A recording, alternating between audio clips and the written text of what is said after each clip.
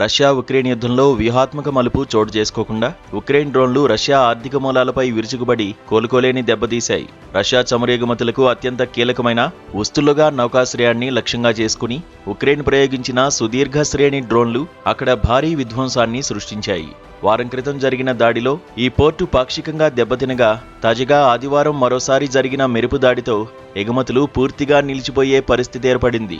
Baltic సముద్ర తీరంలో ఉన్న ఈ పోర్టు రష్యా ఇంధన వాణిజ్యానికి వెన్నెముక వంటిదని, దీనిపై దాడి జరిగిందని లెనిన్గ్రాడ్ ప్రాంత గవర్నర్ స్వయంగా ధృవీకరించారు.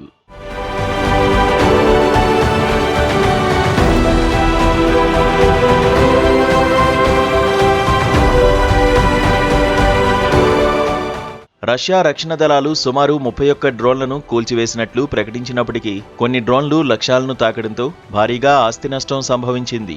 ముఖ్యంగా రష్యా నుంచి భారత్కు ముడి చమురు సరఫరా చేసే మార్గాల్లో ఉస్తులుగా పోర్ట్ అత్యంత ప్రధానమైనది కావడంతో ఈ పరిణామం ఆందోళన కలిగిస్తోంది. రష్యా ఆదాయ వనరులను దెబ్బతీయడం ద్వారా యుద్ధాన్ని ముగించాలనే ఉక్రెయిన్ కొత్త వ్యూహం ఇప్పుడు క్షేత్రస్థాయిలో అమలవుతున్నట్లు కనిపిస్తోంది.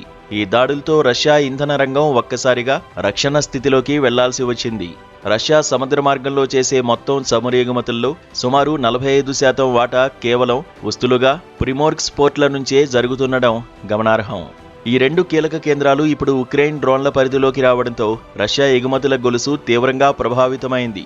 గణాంకాల ప్రకారం ఈ పోర్టు నుండి రోజుకు సుమారు 1.72 మిలియన్ బ్యారెళ్ల ముడి చమురు ప్రపంచ మార్కెట్లోకి సరఫరా అవుతోంది.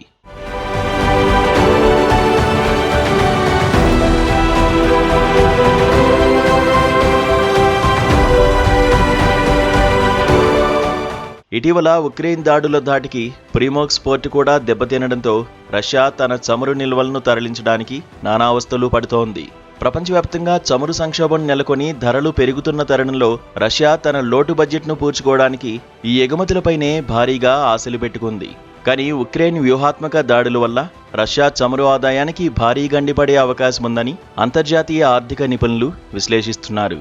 రష్యా సైనిక సంపత్తి కంటే ఆ దేశ ఆర్థిక స్థిరత్వాన్ని దెబ్బతీయడమే లక్ష్యంగా ఉక్రెయిన్ తన సుదీర్ఘ శ్రేణి డ్రోన్ల వినియోగాన్ని పెంచింది. ఈ పరిణామం క్రెమ్లిన్కు పెద్ద తలనొప్పిగా మారడమే కాకుండా రష్యా రక్షణ వ్యవస్థలోని లోపాలను ఎత్తిచూపుతోంది. ఉక్రెయిన్ అధ్యక్షుడు జెలెన్స్కీ ఇటీవల స్పష్టం చేసినట్లుగా రష్యా ఇంధన పరిశ్రమలే ఇప్పుడు తమ ప్రధాన లక్ష్యాలుగా మారాయి. కేవలం ఈ నెలలోనే రష్యాలోని వివిధ ఇంధన సంస్థలు, శుద్ధి కర్మాగారాలపై ఉక్రెయిన్ సుమారు 10 భారీ దాడులను నిర్వహించి రష్యాను ఉక్కిరిబిక్కిరి చేసింది. ఒకవైపు పశ్చిమాసియాలో ఉద్రిక్తతలు పెరుగుతుంటే మరోవైపు రష్యా చమురు పోర్ట్లపై దాడులు జరగడం ప్రపంచ ఇంధన మార్కెట్లో పెనుమార్పులకు దారితీస్తోంది.